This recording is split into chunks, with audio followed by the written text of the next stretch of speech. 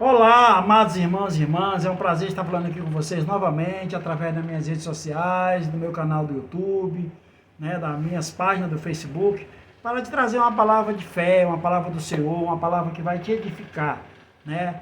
E eu espero que você goste dessa palavra, né? Eu espero que você também, se inscreva no meu canal, compartilhe essa mensagem para que outras pessoas possam se inscrever, dê aquele joinha também, né? Comente, né? Porque isso tudo ajuda que os algoritmos do YouTube entenda que é relevante, né? Me ajude a passar essa palavra à frente, que é a palavra do Senhor, né? Eu tenho muitos assuntos que eu gostaria de falar, inclusive assuntos que estão acontecendo agora, ultimamente, sobre esses últimos acontecimentos que estão acontecendo no mundo, no nosso país, mas eu não vou falar não, eu vou falar somente hoje da palavra do Senhor, né? Vou continuar aqui o meu projeto lendo a Bíblia, né? Eu estou um pouco atrasado, né, que eu ainda estou no livro de Mateus, mas eu sei que o Senhor Jesus vai me dar juventude, vai me dar jovialidade, né, vai me dar muita saúde, muita paz, e eu ainda vou pregar esse livro, a Bíblia todinha, a primeira aliança, a segunda aliança, né, pelo menos umas 2, 3 vezes, porque a Bíblia é um livro muito rico, e ela tem motivo, tem força de nos conduzir a várias interpretações. Sempre quando você lê a Bíblia, o Espírito Santo vai te dar revelações.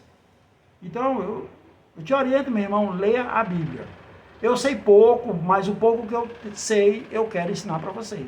Quero falar para você, porque hoje eu já tenho uma visão espiritual mais elevada, um pouco, só um pouquinho. Mas o Senhor está me preparando dia após dia, e isso aqui é um processo. Eu tenho certeza que futuramente eu vou fazer pregações melhores para você entender mais. Mas por enquanto, essas minhas pregações não é para aquele cara entendido, que conhece bem a palavra, né? Que às vezes vai me julgar de forma errada, né? Eu estou falando, essa palavra que eu quero falar aqui é para você que não sabe de nada, né? Para você que às vezes não tem condições de ter uma revelação, ou que não tem tempo, né? Que às vezes não quer escutar determinados pastores. De repente você pode me escutar que eu não sou pastor, sou uma pessoa igual a você, sou tão pecadora quanto você, não tenho justiça própria nenhuma, não tenho mérito nenhum, tudo que eu tenho é o Senhor que me dá. O Senhor Jesus é a minha inspiração de vida. E eu hoje te falo a verdade. Esse mundo é um mundo que está caído, né? A Bíblia fala que esse mundo é um mundo jaz no maligno, né? Nós não temos grandes motivos para estar vivendo aqui. Tem muitas pessoas que tiram a própria vida por um desespero, né? Mas não é uma vida que eles tiram por questão de um mundo estar turbulento. Não, eles tiram no desespero mesmo, com motivação muito, como se chama? Muito momentânea, né? Eu só vou falar de uma forma mais abrangente, que realmente esse mundo não tem muita coisa para a gente viver. E viver o que aqui? Graças a Deus, Deus me deu, eu estou aos 63 anos, Deus me deu filhos, eu tenho filhos, né? Embora em algumas mulheres, dividido em algumas mulheres, tudo bem, eu não fui certinho, mas Deus me deu, meus filhos estão tudo aí com saúde, são tudo prósperos, são tudo bonitos, lindos. Graças ao Senhor livrou eles, debaixo do meu teto o Senhor livrou eles de toda maldição, de toda coisa. Meus filhos não carregam maldição. Eu também não carrego maldição, porque a minha linhagem, a minha família, não tem gente amaldiçoada. Gente pobre, a gente ser pobre, a gente ser humilde, não quer dizer que isso é maldição não, meu irmão. Isso é uma bênção, na verdade. Porque às vezes você não tem dinheiro, às vezes você não tem condições financeiras, mas Deus te abençoa, você tem outras coisas, você tem saúde, você tem paz, você se conforta com o pouco que você tem. E o que eu tenho, para mim, é uma grande riqueza. E a maior riqueza é os meus filhos que Deus me deu, né? Porque eu vou trabalhar todo dia, Deus tem me dado força, todo dia eu me levanto da minha casa e vou fazer meu trabalho diário. Todo dia eu vou trabalhar, todo dia eu vou ganhar meu pão. Mas não é um pão penoso. Eu vou ganhar um pão com satisfação. Claro que chega aquele momento, a gente está com preguiça, né? Está querendo dormir, ou fica cansado, mas são tudo coisas passageiras, não é coisa que é do coração, é coisa do corpo. Às vezes é corpo cansado, com sono. Eu mesmo trabalho de aplicativo, trabalho até tarde da noite. Eu dormir, quando chego em casa, eu dormir quase de madrugada. Quando é pelo dia, eu não consigo dormir mais direito. Eu estou dormindo pouco ultimamente. Eu gostaria de umas férias, claro que eu gostaria de umas férias. Quem não quer férias? Me diga aí. Mas eu não estou podendo ter férias agora. Não tenho recurso financeiro, mas o Senhor vai me dar. Eu creio que Ele é meu pastor e sei que nada vai me faltar, né? Então, estou trazendo essa palavra para você com alegria, para que você também se sinta da mesma forma. Meu amigo, a verdadeira felicidade, ela não está em ouro, em pedras preciosas, em casarões, em carrões, em baladas, em festas. Eu já tive tudo isso aí. Te garanto que isso aí é uma coisa, é ilusão. Você na hora parece que você está tendo uma manifestação satânica e o diabo quer levar você para essas coisas como que isso fosse bom. Não é bom. Não é bom. Eu digo isso por experiência e estou querendo te trazer para cá, para essa outra realidade. Viva melhor com Cristo no coração. Viva melhor com seus olhos voltados para o Senhor Jesus. Porque nós temos um Salvador. E foi nos prometido que teremos heranças, que teremos coisas boas, que teremos a vida eterna. Essa vidinha aqui, meu irmão, é passageira. Não pense que você vai morrer e simplesmente acabou, enterrou, morreu, não. Você vai ser ressuscitado. Bom ou mal, você vai ser ressuscitado. Para receber juízo ou para receber galadão, você vai ser ressuscitado. Não tem jeito. Isso aí é um decreto divino. Deus, quando nos fez, nos criou, a proposição dele foi sabermos tudo isso. Por isso que ele nos deixou a Bíblia, que foram escritas pelos autores que escreveram, todas com revelações de Deus. O próprio Deus deu revelação para eles. A todos os apóstolos, todos os livros que estão aí, foram pessoas ungidas pelo Senhor, levantadas pelo Senhor. E esse livro, que é a Bíblia, que a Bíblia na verdade chama-se Boas Notícias. Esse evangelho, o evangelho das boas notícias que está sendo pregado, que é, por exemplo, sobre a segunda aliança, porque você tem que entender que hoje nós estamos debaixo da graça e do favor imerecido do Senhor Jesus Cristo, que nos deu. Resumindo, para você entender melhor, nós não merecemos nada, somos pecadores por natureza. Nascemos pecadores, nascemos de um pé de pecadeiro. Se nossa mãe fosse uma árvore, seria um pé de pecadeiro, e nós somos os frutos. Mas nós, mesmo sendo tudo isso, nós temos a grande alegria de sabermos que hoje nós podemos chegar para Deus e chamar Ele de Pai. Porque foi o nome que o Senhor Jesus Cristo revelou. Ele é nosso Pai. Hoje nós podemos se alegrar de ter o sangue do Senhor Jesus Cristo derramado na cruz em nosso favor.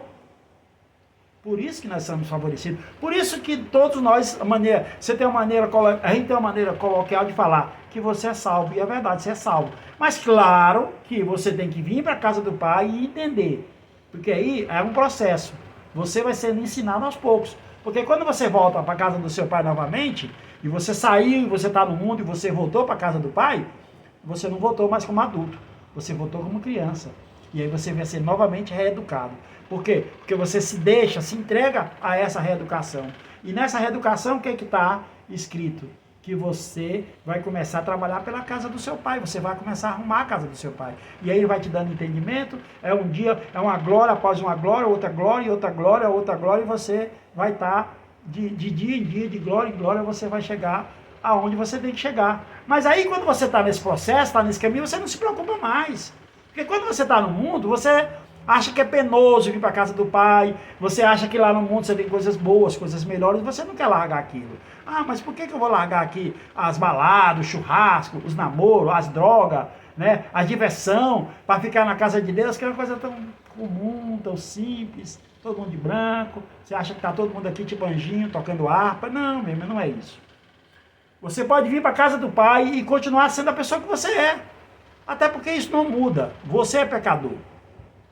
Você não pode ignorar esse fato. Você vai ser sempre pecador. Mas é um pecador salvo. É um pecador que está debaixo do sangue. Todo dia quando você chega na sua casa, você não chega do trabalho, você não vai tomar banho? Quando você vai tomar banho, você usa um sabonete. Por mais simples que você tenha, você usa o sabonete mais barato que tenha, mas usa um sabonete aí de R$1, R$2, você se lava, tomou banho, você se sente bem, não se sente? Ah, você chega sujo. Eu me sinto, eu chego no meu trabalho, chego de madrugada, eu chego de tarde, eu pego, vou tomar um banho, eu me sinto tão refrescante, eu fico renovado. A mesma coisa quando você aceita o sangue do Senhor Jesus Cristo derramado em seu favor. Você fica embaixo dessa cachoeira celestial e você se sente renovado. E aí você está pronto, está com frescor, e é isso que Deus coloca para você. E aí vai te dar tudo que você quer. Digamos que o que você quer não vem imediato, vem depois, mas vem. Agora, claro que tudo está agregado à sua fé, de você ter fé que realmente isso acontece. Porque a fé é que move os céus. O crer é que abre os céus para você. E não adianta você ser falso ou fingir, porque Deus sabe de todas as coisas, né? Então, eu agora vou continuar, terminei o capítulo 26 de Mateus e agora eu vou continuar no capítulo 27, né? Que o capítulo 27, eu vou começar aqui do versículo 1, né, até o 2, vou ler aqui, que é um tópico chamado Jesus é levado a Pilatos. Esse tópico é muito pequeno, breve. Depois eu vou ler para você, que eu não estiver em Marcos, eu vou ler o julgamento de Jesus diante de Pilatos, que é a mesma coisa. Eu vou só ler aqui o capítulo 1, o capítulo 27 de Mateus, versículo 1, versículo 2. Que é assim, versículo 1. Assim que amanheceu, todos os chefes dos sacerdotes e os líderes judeus fizeram seus planos para conseguir que Jesus fosse morto. Versículo 2. Eles o amarraram, levaram e entregaram ao governador Pilatos. Então, aqui está versículo 1 e 2. Já em Marcos, que está também essa mesma retratação aqui, em Marcos, no capítulo 15, no versículo 1 está os dois aqui, ó. Então, versículo 1 de Marcos, capítulo 15. De manhã bem cedo, os principais sacerdotes, os líderes do povo e os mestres da lei, todo o alto conselho se reuniram para discutir o que fariam em seguida. Então amarraram Jesus e levaram e o entregaram a Pilatos. Olha, praticamente a mesma coisa, só 2 ou 3 palavras que mudou aqui um pouco, mas o contexto é o mesmo. O contexto é o mesmo, né? E continuando, o 2 já é Pilatos. Pilatos lhe perguntou, você é o rei dos judeus? Aí continua. Aqui em Mateus termina. Agora, quando eu estiver em Marcos, eu vou ler para você o capítulo todo que vai retratar isso aqui que foi falado em Mateus. Mas Mateus aqui só dá um tópico rápido aqui nessa parte. Aí eu vou pular aqui para o tópico a morte de Jesus. A morte de Jesus, ela está em Mateus 27, né? Do capítulo 27, Mateus 27, do versículo 3 até o versículo 10. Então aí do 3 ao 10. Vou ler para vocês aqui. A morte de Judas. Quando Judas, o traidor, viu que Jesus havia sido condenado, sentiu remorsos. Sentiu remorso e foi devolver as 30 moedas de prata. Os chefes dos sacerdotes, os líderes, aos chefes dos sacerdotes e aos líderes judeus, dizendo, eu pequei entregando à morte um homem inocente. Eles responderam, o que é que nós temos com isso? O problema é seu. Então Judas jogou o dinheiro para dentro do templo e saiu. Depois foi e se enforcou. Os chefes dos sacerdotes pegaram o dinheiro e disseram, isto é dinheiro sujo, de sangue, e é contra a nossa lei pôr esse dinheiro no caixa das ofertas do templo. Depois de conversarem sobre o assunto, resolveram usar o dinheiro para comprar o campo do oleiro, a fim de que servisse como cemitério para os não-judeus. Por isso aquele campo é chamado até hoje de campo de sangue. Assim aconteceu que o profeta Jeremias tinha dito, eles pegaram as 30 moedas de prata, o preço que o povo de Israel tinha concordado em pagar por ele, e os usaram para comprar o campo do oleiro, como o Senhor me havia mandado fazer. Então, meus irmãos, aqui esse tópico aqui, ele está retratando aqui o Judas, né? Judas, vou simplificar para você, para não me delongar. Judas vendeu o Senhor Jesus, é retratado lá atrás, antes, você pode ver aí nas minhas pregações anteriores, e Judas traiu Jesus, vendendo Jesus por 30 moedas, né? Aí teve lá o jardim do Getsemane, chega lá, ele falou para os caras que ia beijar Jesus, beijou e entregou. Depois ele viu aquilo ali tudo, né? Acompanhou, como Pedro também acompanhou, né? Pedro foi de leve, até que Jesus tinha profetizado que Pedro iria negar, antes que o cara cantasse 2 vezes, ele ia negar 3 vezes, né? Que aconteceu. Mas aqui vamos falar de Judas. Então Judas pegou esse dinheiro, foi acompanhando, viu que Jesus estava sendo maltratado, então ele achou que cometeu uma grande injustiça. Ele se arrependeu e foi lá devolver as 30 moedas. Mas aí os homens não aceitaram mais, não queriam, né? E eles não queriam mais nem o dinheiro de volta. Pela lei não era para pegar o dinheiro mais para nada, mas eles resolveram comprar aquele campo, né? Que depois foi chamado de campo de sangue, que é o campo do oleiro, né? Como que fosse... Oleiro aqui também na Bíblia, muitas vezes o oleiro representa Jesus. Que Jesus, ele é o oleiro, né? O oleiro, para se falar o que você é aquele cara que faz o jarro de barro, né? E o oleiro é que nos refaz todos os dias. Então, esse é como se fosse um campo de Jesus. Por isso que chama-se campo de sangue, né? E isso aí já estava profetizado em Jeremias. Jeremias é um profeta de Deus que viveu na primeira aliança, que já tinha, foi até na época, viveu na época que o povo foi levado pelo Nabucodonosor, né, rei da Babilônia, e que Deus entregou o povo dele para ser escravo por 70 anos. Né? Foi um tipo de disciplina, né? Porque eles estavam lá adorando outros deuses, eles tiveram maravilhas na época que Deus deu maravilha para eles, mas terminaram indo a adorar outros deuses e aí eles foram disciplinados, né? Porque naquele tempo era lei, né? Era lei e Deus, como justo juiz, como reto juiz, tinha que dar a lei para eles. Por isso que Jesus veio, meu irmão. Eu falando agora desse tópico, por isso que Jesus veio ao mundo, porque foi decretado, porque Deus tinha muita misericórdia por nós e muito amor, então Deus não podia deixar que aquilo ali acontecesse. Então Deus decretou que no dia certo, no momento certo, ele viria para a terra como na face de filho, iria nascer de uma mulher, iria viver entre nós, iria saber como é o corpo humano, como é a pessoa, e iria se entregar na cruz por nós. Por isso que eu digo que ninguém matou, não foi aqueles fariseus malvados, romanos malvados que mataram Jesus, porque Jesus é Deus. Ele mesmo que se entregou por nós, ele foi de livre e espontânea vontade, ele foi o Cordeiro, ele foi para lá cumprir a profecia. Então estava escrito, cumprir as escrituras, que ele viria. Todos os profetas do Primeiro Testamento falaram, principalmente profetas como Jeremias, que ele viria, né? Ele viria, o Salvador viria. E hoje, o Senhor Jesus é o nosso Salvador eterno. O Senhor Jesus derramou o sangue por mim, por você e por mais bilhões de pessoas, irmãos, que somos todos irmãos em Cristo.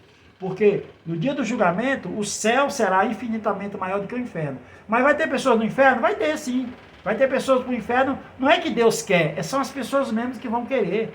Porque Deus, ele é um gentleman, ele não vai se meter na sua vida se você não quiser. Deus só entra na sua vida quando você abre o seu coração e diz: Senhor, toma conta da minha vida, que eu não dou conta. Que é o que a gente tem que fazer todo dia, porque nós não damos conta. Quem dá conta de cuidar da própria vida é o cara que é certinho e que tem justiça própria. Se você tem justiça própria, aí você tem que ser certinho. Se você tem que ser certinho, você tem que cumprir os mandamentos. E os mandamentos são 613 artigos. Você consegue? Não consegue. Então, não tem jeito. Porque nós só temos duas leis, duas alianças. Primeira aliança e segunda aliança. Ou você vive pela primeira aliança, ou vive na segunda aliança. Para viver na primeira, Paulo fala lá em Gálatas que a primeira aliança, se você quiser ver por ela, você pode ir por ela. Agora, você tem que honrar todos os mandamentos. Se você errar um só, é culpado de todos. Então, como você não vai conseguir, que eu sei, que ninguém conseguiu. Só Jesus. Só Jesus. Ele é o Cordeiro perfeito. Ele veio ao mundo e conseguiu quebrar a lei. Agora, para isso acontecer, ele tinha que quebrar a lei. Ele quebrou a lei. Agora, a lei de Deus, ela é perfeita. Ela é perfeita. Ela não tem defeitos. Mas só que agora nós temos que cumprir a lei de Deus de outra forma. Nós temos que cumprir a lei, porque a lei, aliás, nós não temos que cumprir a lei, mas a lei vai ser escrita no nosso coração, porque nós estamos debaixo da graça, nós estamos debaixo do sangue, nós estamos debaixo do favor imerecido. Então, depois que você está preparado e assim, aí Deus escreve as leis do seu coração. E aí você vai seguir elas que você nem vai perceber, né? Nem vai perceber. Então, continuando. Jesus diante de Pilatos. Jesus estava em pé diante do governador. E esse o interrogou, dizendo: Você é o rei dos judeus? Jesus respondeu: Quem está dizendo isso é o Senhor. Sim, aí continuando. Jesus diante de Pilatos, aqui, esse tópico aqui, ele vai do versículo 11 até o versículo 14. Então, versículo 11, vou ler de novo.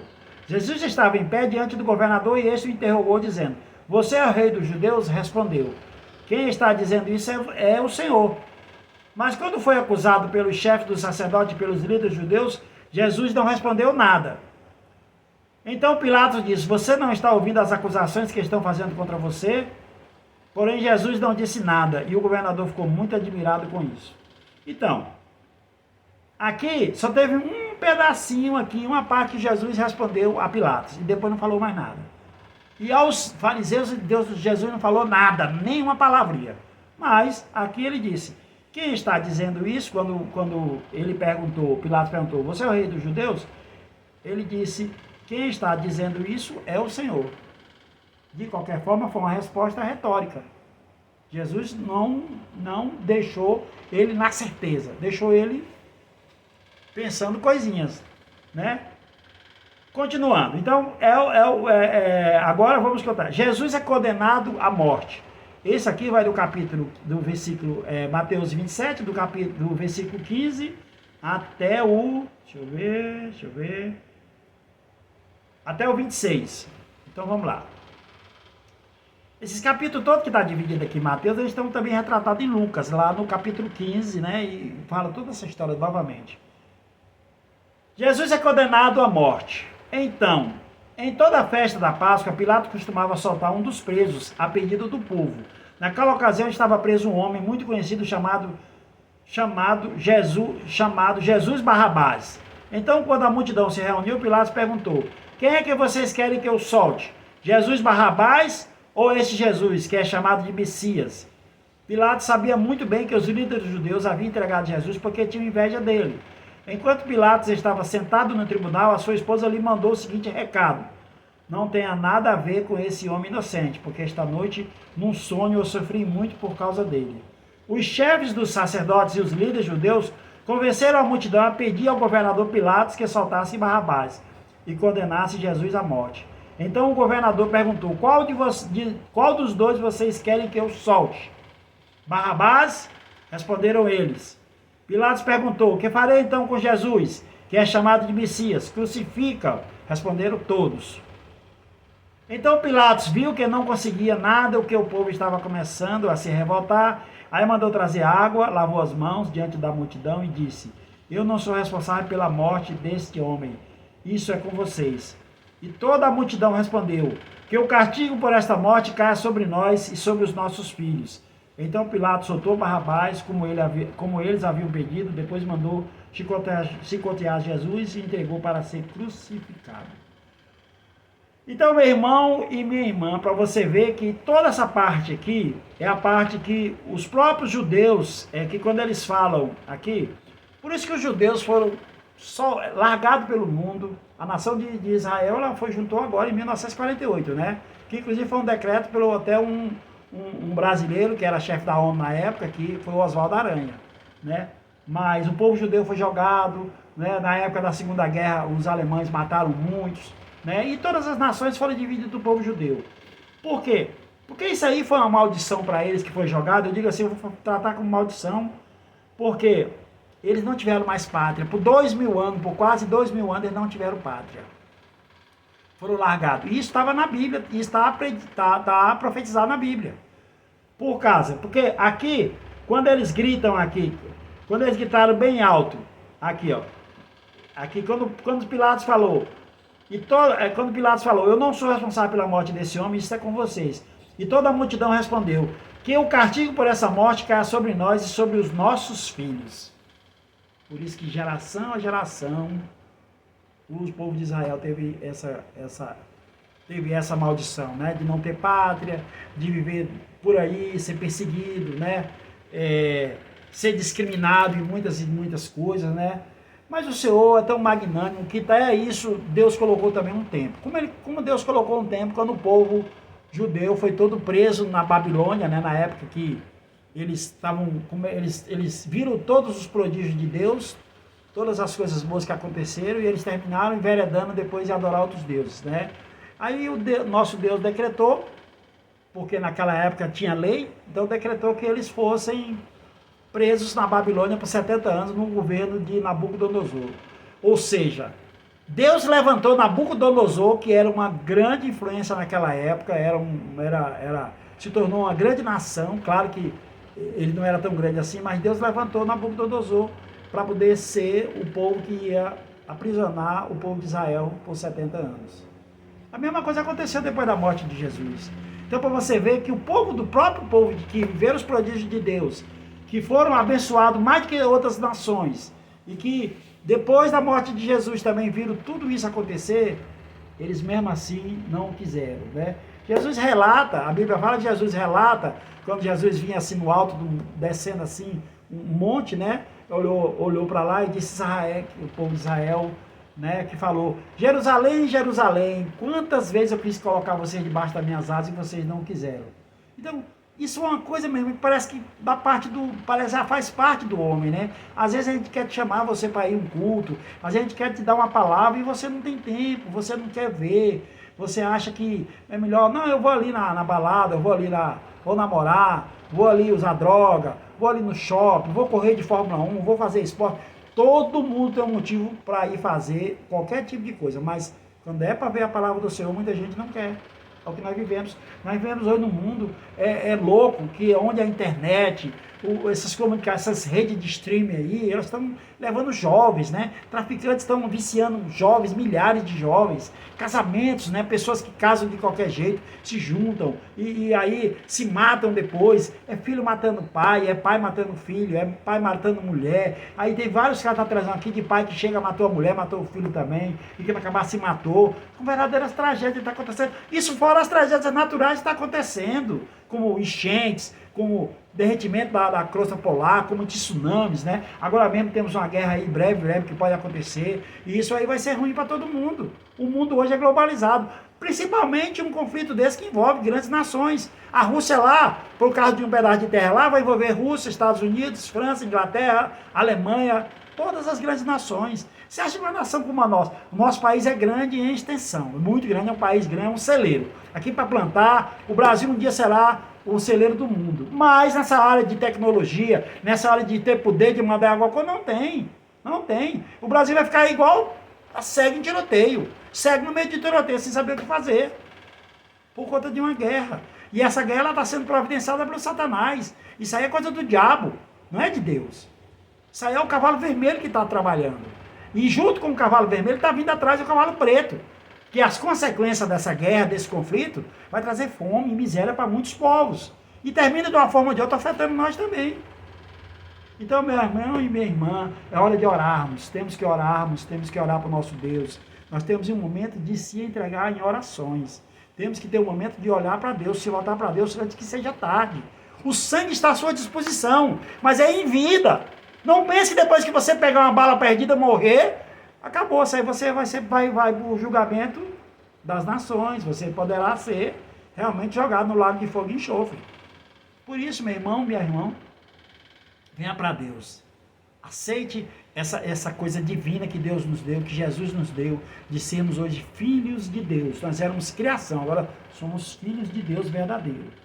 Então, aceite essa graça que o Senhor Jesus nos proporcionou, para que todos nós venhamos para a casa do Pai. Venha para a casa do seu Pai. Então, meu irmão e minha irmã, fica na graça e na paz do Senhor, compartilha essa palavra, me ajude a levar isso para mais e mais pessoas, entenda de uma vez por todas.